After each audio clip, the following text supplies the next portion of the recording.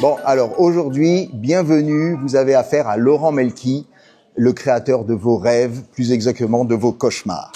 Alors bon, je vais me présenter brièvement. Je suis illustrateur surtout des années 80, à mon corps défendant, parce que maintenant, chaque fois que je montre mes dessins, on dit « Oh, c'est furieusement 80 », mais moi, je n'ai pas changé, je dessine toujours de la même façon.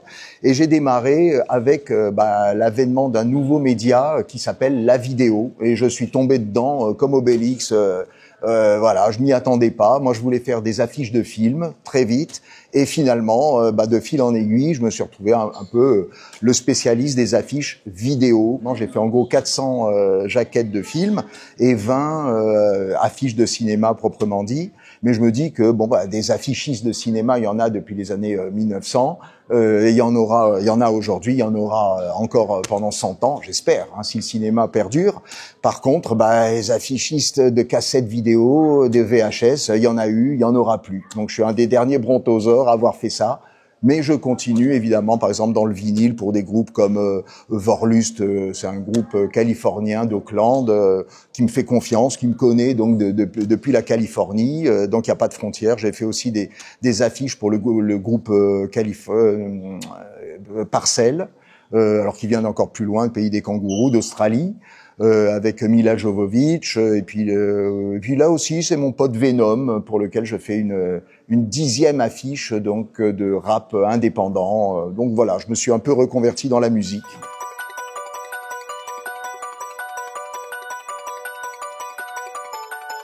Donc c'était vraiment le début de la vidéo. Moi je savais même pas ce que c'était génial.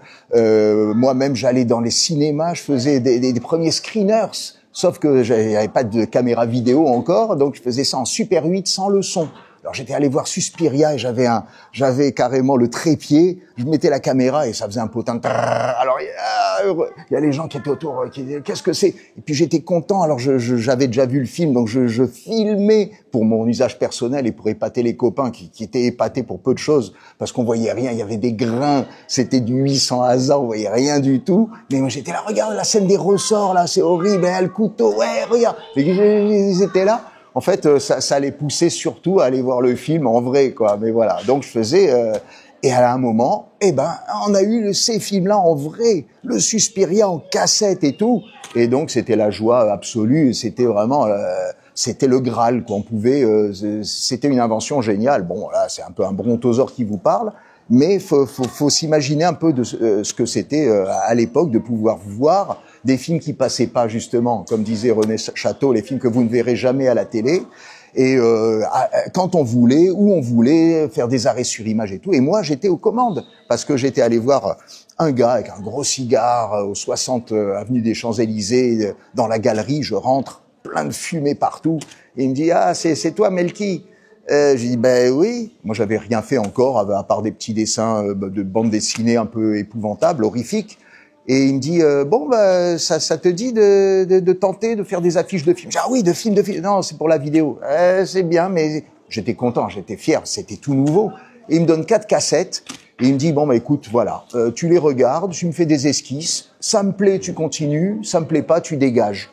Super. J'ai pris les 4 cassettes, je les ai mis sur mon porte-bagages, parce que j'étais en mode la 102 Peugeot, lamentable, et avec des tendeurs, et je lui dis, mais j'ai pas de magnétoscope. Alors c'était un bon plan, il me dit, t'inquiète pas, il va dans l'arrière-boutique, il m'amène un gros magnétoscope super énorme qui pesait 15 tonnes, je le mets avec les tendeurs, évidemment ça n'a pas tenu, et sur la place de l'Étoile, je fais un virage un peu prononcé, illicite tombe, je dis c'est une catastrophe, ça commence mal, si je dois lui rendre, ça va pas. Heureusement, c'était une bonne marque, je la cite pas, il a tenu, et depuis, j'ai regardé les films, j'ai fait les esquisses, ça lui a plu, il était pas très artiste, pas très regardant, c'était un vendeur, mais comme moi j'étais artiste, vendeur en même temps, c'est-à-dire je sentais, et puis je mettais ma passion là-dedans, donc il fallait que ça éclabousse tout le monde, c'était le but du jeu, la passion elle doit être transitive, donc il faut que les gens la reçoivent comme moi je l'ai mis sur le papier, c'est le but du jeu, et c'est toujours comme ça que j'ai fonctionné, et visiblement ça a plutôt marché, vu que depuis 40 ans on parle de Creepshow, que j'ai fait, c'est une de mes premières affiches, énorme, cinéma. Là, j'ai eu de la chance parce que Stephen King, George Romero, quand j'ai vu ça en salle, c'était pas de la vidéo. Parce qu'il faut aussi dire, alors en vidéo, comment ça fonctionne. Bah, le Villermin, Jean-Jacques de son prénom, donc Hollywood Vidéo, qui démarrait. Il avait pas mal de bons films, donc il me donne ça. Mais des fois, il y avait même pas la cassette, où elle était en anamorphosée, c'était une copie d'un truc avec les visages comme ça, je pouvais même pas m'en servir. Et heureusement qu'il y avait l'accélérateur. Bon voilà, on faisait deux arrêts sur image, mais inexploitables. Et il y avait le synopsis, alors qui était souvent, je sais pas, en langue russe, n'importe quoi, voilà. Et avec 2-3 photos, avec des 5000 ASA, avec des points énormes, impossible, en noir et blanc. Alors je me documentais, j'avais que ça. Et qu'est-ce que je faisais avec ça? Ben, je faisais donc de l'allégorique, de l'ésotérique, de l'onirique, du symbolisme. Ça m'a sauvé. Et c'est ça qui a aussi forgé un petit peu mon style, parce que c'était un peu inquiétant. On n'avait jamais vu ça à la limite. C'était une restitution d'une émotion d'un artiste sur le travail d'un autre artiste. C'est ça, vraiment, l'illustrateur. C'est pas un constat. Ça doit pas être objectif. Surtout pas objectif. Il faut vraiment une inspiration. Il faut y mettre de soi. Une affiche peut être faite de 1000 façons différentes.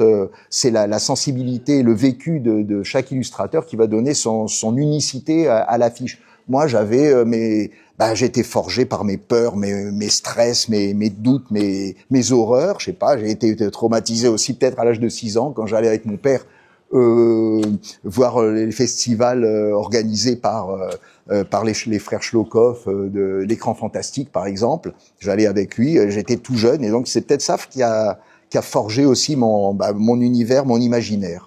Voilà, donc il fallait avoir beaucoup d'imagination et puis un petit sens. Je faisais tout, je faisais aussi les taglines, suppliez-le pour qu'il vous tue d'abord, il est déjà trop tard pour hurler, on s'amusait bien. Je faisais aussi les titres, Trauma, c'est Burnt Offerings, en fait c'est Trauma pyromaniaque, voilà, plein de délires comme ça, donc j'étais vraiment dans mon bain. Et puis je m'en suis fait une spécialité, moi qui aimais l'épouvante, j'ai découvert plein de films, les Wes Craven, et puis j'ai eu la chance ensuite de rebondir pour des films directement tout cinéma, comme les Freddy 3, Freddy 4, donc Creepshow, Vidéodrome, voilà, j'en ai fait plein. Et puis j'ai fait aussi des films cultes qui sont devenus cultes, La Nuit des Morts Vivants, Zombie, les films de Romero, et puis aussi, par la suite, on pourra en reparler, films de Bébel chez Filafilm, où j'ai fait toute la collection avec Le Professionnel, Peur sur la ville, Le Solitaire.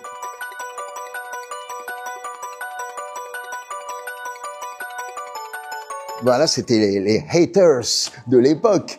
Mais il n'y en a pas eu beaucoup. Bon, là, je cite pour Freddy 4, mais franchement, je le remercie de m'avoir donné cette confiance-là quand même, malgré tout. Mais bon, en effet, on m'a rarement reproché de faire un truc un peu en marge, un peu raté, un peu qui collait pas au truc, parce que généralement, je monte l'esquisse. En plus, on sait ce que je fais, parce que je fais pas toujours la même chose, mais on sait ma sensibilité, donc on me fait confiance. Et puis bon, je piège pas le client. Je veux dire, c'est même le contraire. Par exemple, là, il y a une affiche qu'on voit dans le champ. C'est le Punisher, la Punisher. Il y a 2 hélicos. New York, ça se passe pas à New York. Bon, et il y a 2 hélicos qu'il n'y a pas dans le film. Moi, j'en rajoute. Je suis un peu comme des connaisseurs des années 80. Monsieur Plus de Balzen, il rajoute des noix de cajou partout. Moi, c'est des hélicos, des explosions, des lasers. Plus il y en a, mieux c'est. Moi, je suis vraiment l'antithèse de la page blanche. C'est pour ça qu'en ce moment, moi, je suis comme un chat qu'on met dans un bain d'acide. Quand on lui dit, ah ouais, mais mon vieux, là, tu nous fais une affiche, mais il faut qu'elle soit blanche. Hein. Tu mets un petit point à droite, la typo en énorme, et puis l'illustration, on s'en fout, on verra. Non, il faut montrer. Moi, je suis un maximaliste. Il faut montrer ce qu'il y a dans le film pour faire venir les gens. Il faut leur donner envie. Il faut pas leur donner envie de pas voir le film. Voilà, donc j'estime encore, je m'accroche et j'estime avoir raison. Tant pis pour les détracteurs, mais une affiche, ça doit faire envie et ça doit pas faire envie de partir et d'aller au théâtre plutôt que de voir le film. Voilà, aller au cinéma et vivre les belles affiches colorées, pleines d'action. Voilà. Même si l'action elle est pas dans le film, c'est pas grave.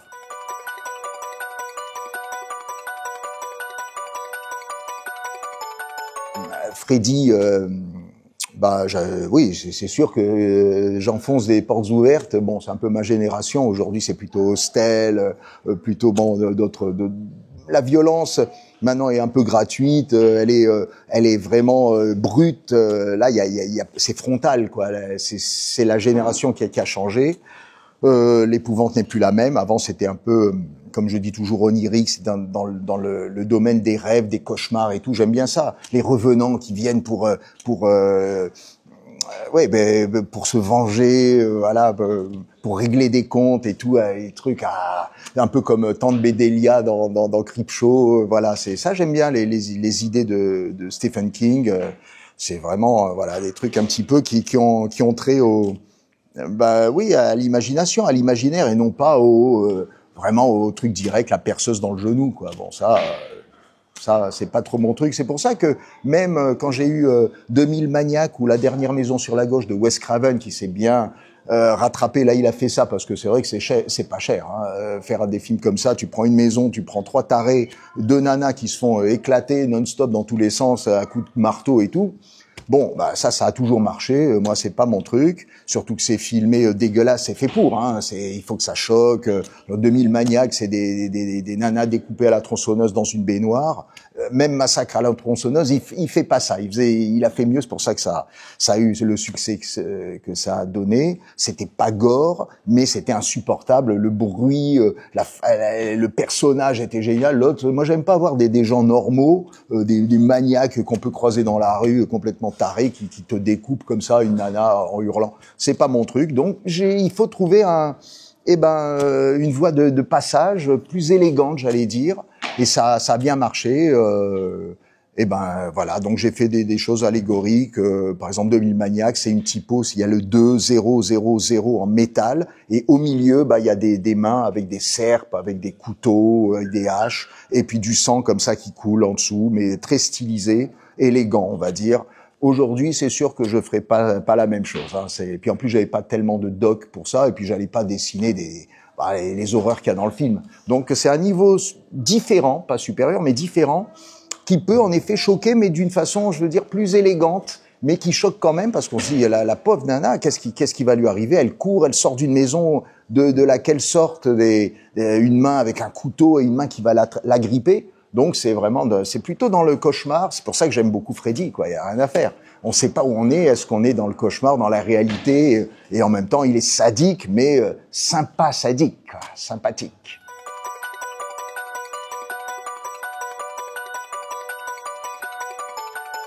Déjà là-dedans, j'en ai une qui m'a laissé scotché. C'est Rambo. Rambo 2, même Rambo 3, le film est moins bien, mais quand même, faut pas exagérer, hein.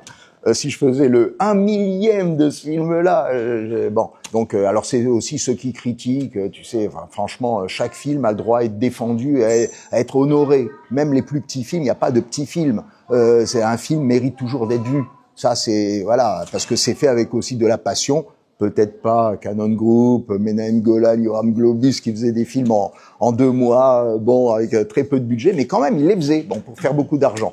Mais ça marchait, ils avaient un Bronson, et puis ils l'utilisaient n'importe comment, comme une marionnette, mais avec une belle affiche, ça passe, c'est formidable. Donc Rambo, je me rappelle, je m'y attendais pas, c'est la première fois qu'on voit comme un cyborg, c'est-à-dire le mélange muscle saillant, avec les gouttes de sueur dessinées hyper réalistes et le métal froid de la mitrailleuse avec les hélicos. Enfin, il y en avait dans le film, mais là aussi, il en met beaucoup plus qu'il y a dans le film.